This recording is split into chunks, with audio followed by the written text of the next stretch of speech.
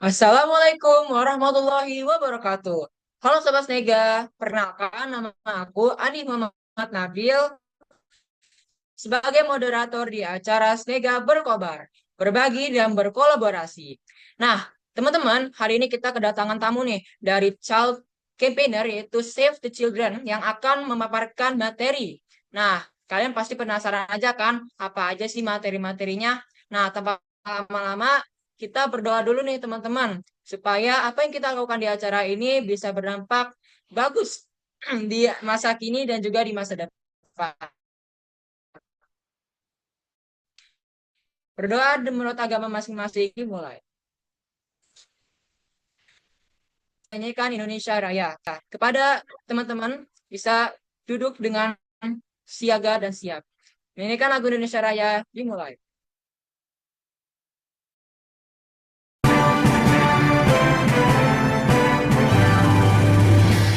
Indonesia, tanah airku, tanah tumpah darahku. Di sanalah aku berdiri, jadi pandu ibuku. Indonesia kebangsaanku, bangsa dan tanah airku. Marilah kita bersama, Indonesia bersatu. Hiduplah tanahku, hiduplah negeriku, bangsaku, rakyatku semuanya. Bangunlah jiwanya, bangunlah mereka untuk Indonesia Raya. Indonesia Raya, merdeka, merdeka, tanahku, negeriku yang tercinta. Indonesia Raya, merdeka, merdeka, hiduplah Indonesia Raya. Indonesia Raya, merdeka, merdeka, tanahku, negeriku yang tercinta. Indonesia Raya, merdeka, merdeka, hiduplah Indonesia Raya.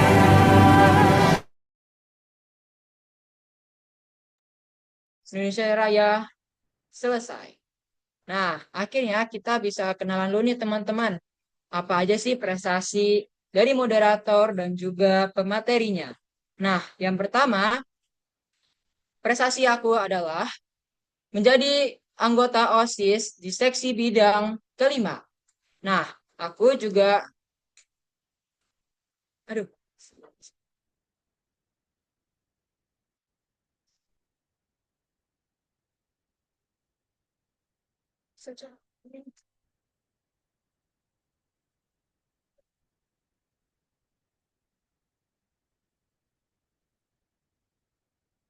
nah, bisa kita lihat di sini, aku menjadi anggota OSIS seksi bidang kelima, yaitu bidang kepemimpinan dan juga bidang politik. Nah, aku juga sekarang menjabat nih menjadi sekretaris satu OSIS generasi 40. Selanjutnya, kita akan kenalan nih, apa aja sih prestasi dari Gendis Dwi Larasati, yaitu pemateri kita pertama. Nah, Gendis Dwi Larasati ini banyak banget nih prestasinya. Salah satunya menjadi peringkat ke-10 besar OSN IPA pada tahun 2022. Selanjutnya kita kenalan dulu nih teman-teman sama Save the Children. Jadi Save the Children itu merupakan eh, bagian dari gerakan global yang bekerja di lebih 120 negara dan 6 benua. Salah satunya adalah di Indonesia. Nah, sejarah ini dimulai pada tahun 1919 oleh Eglantine Jebb, yaitu meluncurkan Save the Children di London setelah Perang Dunia pada era sama ketika pandemi influenza pada tahun 1918. Nah, aksi Jeb pun ini juga mengambil sebuah langkah yang historis, yaitu merancang deklarasi hak-hak anak yang kemudian diadopsi oleh Liga Bangsa-Bangsa dan juga PBB. Nah, tanpa lama, mari saja kita mulai pemaparan materinya oleh Gendis Dwi Larsati. Kepada Gendis, dipersilakan. Oke, halo semuanya. Perkenalkan nama saya Gendis Diwarsati sebagai pemateri pertama pada hari ini. Jadi saya ingin menjelaskan materi tentang perubahan iklim dan sampah di sekitar kita. Nah, teman-teman, apa sih yang teman-teman ketahui ketika mendengar kata sampah? Nah, pasti yang teman-teman bayangin tuh kayak, ih sampah tuh bau, sampah tuh kotor. Nah, ternyata sampah merupakan sisa buangan dari kegiatan manusia atau proses alam yang tidak terpakai lagi. Jadi sampah itu tuh kayak sisa buangan gitu guys, nggak digunain lagi. Nah, sampah dibagi menjadi dua jenis, yaitu sampah mudah terurai atau disebut sampah organik, yaitu sampah yang dapat terurai ketika terkena tanah ataupun udara. Contohnya daun kering ataupun sisa makanan. Sedangkan sampah yang terurai atau sampah anorganik dan residu merupakan sampah yang sangat sekali diurai. Karena bahkan mereka tuh butuh bahan-bahan kimia untuk diurainya. Contohnya itu kayak logam, kaca, dan lain-lain. Nah, lalu masuk nih ke waktu-waktu urai sampah. Teman-teman tahu nggak sih waktu urai sampah di lingkungan sehari-hari itu kapan sebenarnya? Nah, ternyata dengan waktu urai sampah itu sangatlah penting karena dengan fakta ini kita bisa mengetahui sebelum kita menggunakan barang atau kita menggunakan sesuatu, kita pasti harus tahu dulu konsekuensinya. Kira-kira saya menggunakan ini akan menyebabkan bumi kotor berapa lama? Nah, salah satunya nih yang teman-teman bisa lihat di gambar berikut ini, lama waktu urai sampah untuk kardus itu yang biasa sering kita pakai di rentang waktu 6 bulan. Sedangkan puntung rokok yang sering kita banget apa sih rata-rata orang sekitar kita tuh ternyata membutuhkan waktu 10 sampai 12 tahun untuk puntung rokok itu hilang. Nah, dan juga untuk plastik. Plastik itu sebenarnya itu waktunya itu susah banget buat diurai. Plastik itu bisa 100 sampai 450 tahun untuk bisa terurai lagi nih teman-teman. Makanya dari itu tuh kita tuh sebagai manusia harus berhati-hati dalam menggunakan sesuatu. Nah, lanjut, ada jenis-jenis sampah yang teman-teman perlu ketahui ataupun teman-teman yang wajib ketahui. Kenapa? Karena di dalam jenis sampah ini itu tuh ada biasanya ada segitiga nih teman-teman. Nah, segitiga itu merupakan salah satu tanda yang menandakan apakah barang tersebut bagus ataupun bertahan lama. Nah, biasanya itu ada di dalam kemasan-kemasan botol plastik seperti kayak Aqua itu kan biasanya itu kan ada kayak satu gitu. Terus juga mungkin Tupperware biasanya sering-sering dipakai itu biasanya mungkin 5. Nah, jadi untuk yang segitiga 1, 2, dan 5 aku jelasin secara singkat ya. Segitiga 1, 2, dan 5 merupakan segitiga yang sering sekali kita jumpai dalam kehidupan sehari-hari, terutama segitiga satu artinya nih teman-teman, kalau misalnya kalian itu cuma bisa gunain satu kali pakai aja, jadi nggak boleh digunain berulang-ulang. Nah, contohnya itu kayak sampah botol plastik di lingkungan sekitar kita. Nah, untuk sampah yang biasanya ditaruh di dalam drop box itu biasanya segitiga 1, 2, dan 5. Nah, lalu lanjut ke triple planetary crisis. Nah, teman-teman tahu nggak apa itu triple planetary crisis? Jadi, triple planetary crisis merupakan 3 pilar krisis utama dalam kehidupan sehari-hari kita. Maksudnya gimana nih? Perubahan iklim itu disebabkan oleh 3 ini nih, yang paling utama. Kenapa bumi kita itu menjadi kotor dan juga ada pemanasan global. Karena yang pertama itu sudah dari plastik dulu. Plastik itu kan dari dalam proses plastiknya aja itu sudah membutuhkan waktu yang cukup lama ya dari bahan-bahan dari minyak bumi dan juga ada biodiversity loss. Jadi itu keanekaragaman hayati itu bakal berkurang karena apa? Karena plastik tersebut ketika hewan-hewan memakan plastik tersebut yang pasti bakalan berkurang. Kan hewan kan nggak tahu ya, itu plastik kita bukan gitu. Nah, karena mereka makan plastik itu, mereka jadi mati. Juga plastik bisa menyebabkan polusi tanah, air, ataupun udara. Karena nah, seperti aku bilang tadi, kura-kura ataupun hewan di laut itu nggak mengetahui gitu loh mereka makan apa, makanya itu bisa menyebabkan polusi. Dan juga dari plastik juga lah bisa membuat climate change atau juga perubahan iklim. Jadi, plastik itu dalam proses pembuatannya itu aja udah menggunakan bahan-bahan dari bumi. Dengan bahan-bahan bumi itu juga dalam proses produksi, distribusi, ekspor dan lain-lain itu menggunakan yang pastinya truk yang menghasilkan CO2 ataupun karbon dioksida. Nah, makanya nih plastik itu benar-benar berpengaruh besar dalam perubahan iklim. Dan triple planetary crisis merupakan tiga pilar utama. Kenapa? Ada krisis iklim di sekitar kita. Lanjut, sampah dan perubahan plastik iklim yang sangat erat. Jadi itu sampah plastik itu memiliki hubungan yang sangat erat.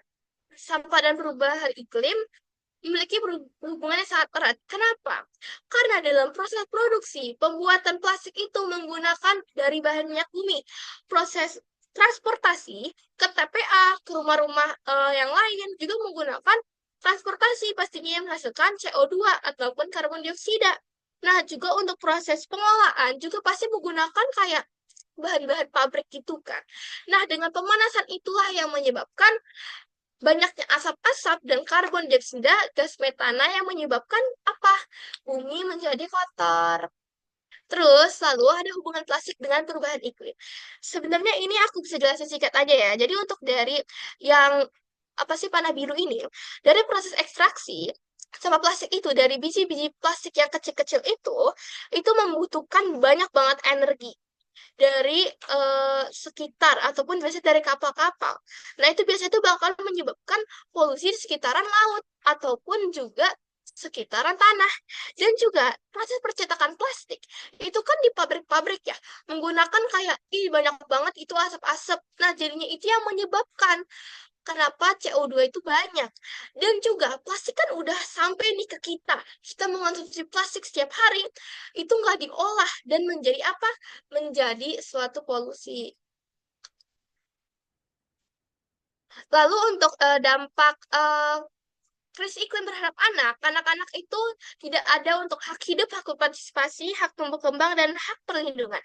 Jadi anak-anak itu, karena krisis iklim tersebutlah menyebabkan anak-anak itu nggak bisa hidup, anak-anak bertumbuh kembangnya kurang, karena dengan perubahan iklim yang sangat banyak, pasti kan di iklim sekitar kita berubah nih. Nah, makanya anak-anak nggak bisa hidup, berpartisipasi, tumbuh kembang, ataupun mendapatkan perlindungan. Nah, komitmen global dalam mengatasi krisis iklim yaitu ada Conference Paris yang ini dilakukan pada tahun 2015, Sekolah di Yata, dan 13 Climate Action. Terus, nah teman-teman, apa sih yang kita bisa lakukan ketika kita menghadapi krisis iklim? Salah satunya di SMP Negeri 3 Jakarta akan nanti pada saat pelatihan ekonomi sirkular dan linear akan melakukan daur ulang dari sampah plastik. Nah, ini tuh merupakan inovasi terbaru dan terbagus karena dengan kita daur ulang, kita seenggaknya bisa mengurangi limbah sampah plastik. Dan juga kemarin kita sudah melakukan pelatihan dan kampanye di seluruh warga SMP Negeri 3 Jakarta terkait perubahan iklim dan sampah plastik. Nah, terima kasih teman-teman semuanya. Jadilah teman-teman agen perubahan karena masa depan bumi ada di tangan kita semua. Dadah! Baik, terima kasih Kak Gendis atas pemaparan materi-materinya. Nah, selanjutnya teman-teman, kita akan kenalan dulu nih sama pemateri selanjutnya yaitu Aira Sabina Maulida.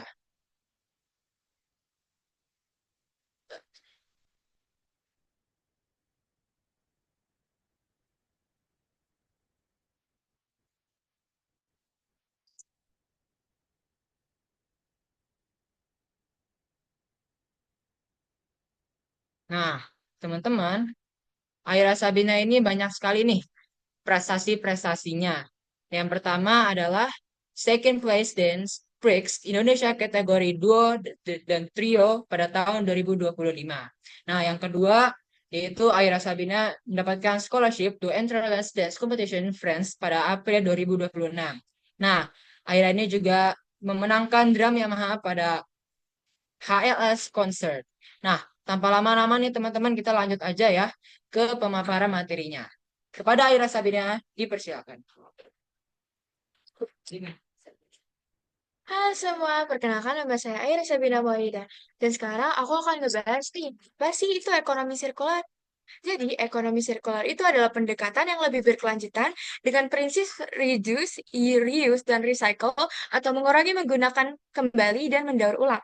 Prosesnya itu meliputi satu, mengurangi konsumsi sumber daya dan limbah, dua, menggunakan kembali produk atau komponennya, dan tiga, mendaur ulang materi agar bisa digunakan kembali dalam produksi. Nah, kan tadi kita udah belajar apa itu ekonomi sirkular. Sekarang ada nih yang terbaliknya, yaitu ekonomi linear. Ekonomi linear adalah model tradisional yang mengikuti pola ambil, buat, buang, atau take, make, and dispose. Proses melibatkan, satu, mengambil bahan baku dari alam, mengolahnya jadi produk, menggunakan produk oleh konsumen, dan terakhir membuangnya tapi tidak menggunakannya kembali. Model ini menyebabkan banyak limbah dan eksploitasi sumber daya yang berlebihan sehingga tidak berkelanjutan dalam jangka panjang. Jadi kita nggak boleh ya melakukan ekonomi linear. Nah, dampak ekonomi sirkular untuk lingkungan, yang pertama, pengurangan sampah, penghematan sumber daya, pengurangan emisi gas rumah kaca, dan lapangan pekerjaan daur ulang bagi masyarakat lokal. Jadi, lapangan pekerjaan daur ulang itu seperti pemulung, TPA-TPA jadi lebih terkondisikan lagi, dan lalu ada peran berbagai pihak dalam ekonomi sirkular. Jadi pertama ada pemerintah. Pemerintah ini berperan dalam menetapkan kebijakan dan menghilangkan kendala untuk menerapkan ekonomi sirkular melalui peraturan, subsidi, insentif, keringanan pajak, dan pendanaan untuk startup. Kedua, ada produsen.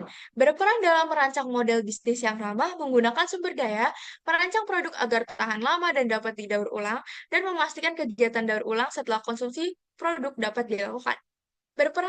Lalu ada konsumen. Konsumen ini berperan dalam memelihara produk seperti perawatan, penggunaan kembali, dan juga perbaikan. Berbagai produk dalam konsumen lain dan dalam memilih dan memilah sampah untuk didaur ulang. Selanjutnya ada sektor daur ulang. Berperan dalam mengumpulkan sampah dan mengolah sampah sesuai jenis dan potensinya. Contohnya ada pemulung, bank sampah, lapak, TPSR, pabrik, dan lain-lainnya. Nah, konsep yang harus kita lakukan adalah, pertama, ada konsep lama yaitu reduce, reuse, recycle, dan TPA, yaitu adalah kebiasaan mengurangi sampah dari sumber atau menerapkan 3R masih sedikit sekali, sehingga banyak sampah yang berakhir di TPA. Nah, sekarang kita harus menerapkan konsep baru, yaitu reduce, reuse, dan recycle harus lebih banyak daripada penggunaan TPA. Perlu mengubah kebiasaan kita dengan mengutamakan mengurangi sampah sehingga bisa berkurang sampah yang berakhir di TPA. Nah, contoh peristiwa ekonomi sirkular yaitu reduce, yaitu adalah pertama, seorang mahasiswa bernama Andi memutuskan untuk mengurangi penggunaan plastik dalam kehidupan sehari-harinya. Ia membeli botol air minum yang dapat digunakan kembali dan membawa tas belanja yang terbuat dari kain. Dengan demikian, Andi dapat mengurangi jumlah sampah plastik yang dihasilkannya. Yang kedua, ada contoh peristiwa reduce, reuse, dan recycle. Kalau reuse itu adalah peristiwa di mana kita menggunakan barang itu kembali. Contohnya, seorang ibu rumah tangga memiliki banyak botol plastik bekas yang tidak terpakai. Daripada membuangnya, ibu tersebut memutuskan untuk menggunakannya kembali sebagai pot tanaman. Ia membersihkan botol-botol tersebut dan mengisinya dengan tanah. Lalu bisa dipakai sebagai pot tanaman yang indah. Recycle. Recycle itu adalah uh, peristiwa di mana kita bisa menggunakan sampah, membuatnya kembali sebagai barang-barang yang kita bisa gunakan. Contohnya, sebuah perusahaan daur ulang sampah di Jakarta memungut sampah-sampah yang dapat didaur ulang, seperti kertas, plastik, dan logam-logam. Mereka kemudian mengolah sampah-sampah tersebut menjadi bahan baku yang dapat digunakan kembali. Dengan demikian, perusahaan tersebut dapat membantu mengurangi jumlah sampah yang dibuang ke tempat pembuangan akhir. Nah, gimana sih cara kita mengaplikasikan ekonomi sirkular di kehidupan sehari-hari? Pertama, kalian tentunya bisa menggunakan reduce, reuse, dan recycle tersebut. Kedua, mengumpulkan sampah dan menyortir sampah ke bank sampah agar bisa ditukar dengan jumlah uang. Bisa jadi uang juga loh. Dan tiga, menukar botol plastik menjadi uang dengan menggunakan aplikasi Plastik Pay. Dengan aplikasi Plastik Pay ini,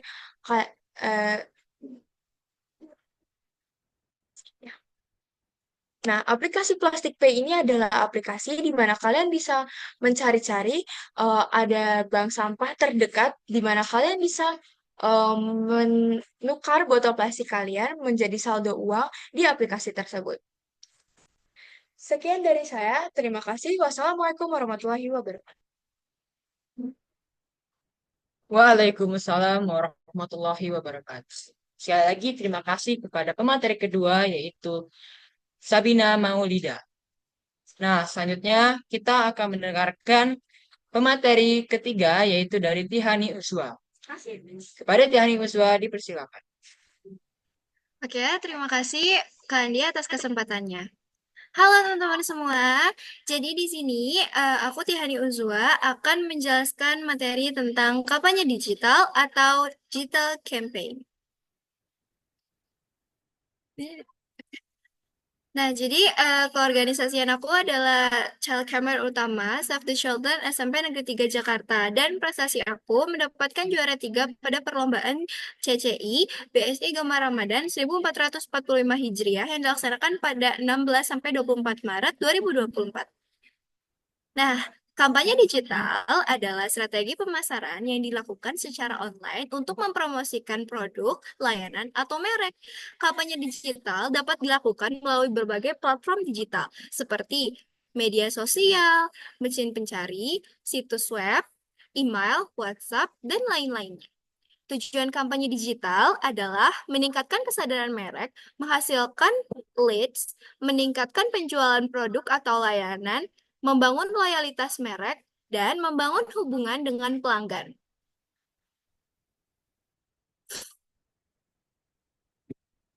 Oke, selanjutnya ada 4 manfaat kampanye digital atau digital campaign.